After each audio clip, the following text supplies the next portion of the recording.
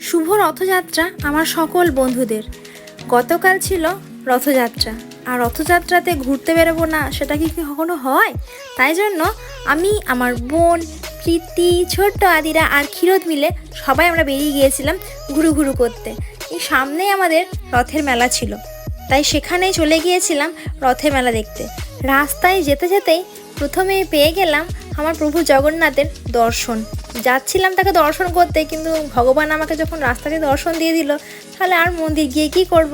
তাই জন্য দর্শন করে সোজা চলে গিয়েছিলাম মায়ের বাড়ি। মা সকাল থেকেই ফোন করছিল আসার জন্য, তাই চলে গেলাম মায়ের বাড়ি। সেখান থেকে দেখে আমার শাশুড়ি মা আগের থেকেই গিয়ে সেখানে হাজির, তাই দুই মাকে সঙ্গে নিয়ে সেখানে আড্ডাতে লেগে পড়লাম। এদিকে আমার ভাইও দেখছি বাড়িতে ছোট্ট মতো একটা রথ বানিয়েছিল।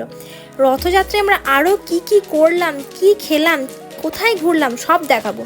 চ্যানেলের মধ্যে চোখ রাখো। আজকের মতো টাটা, দেখা হচ্ছে নেক্সট ভিডিও।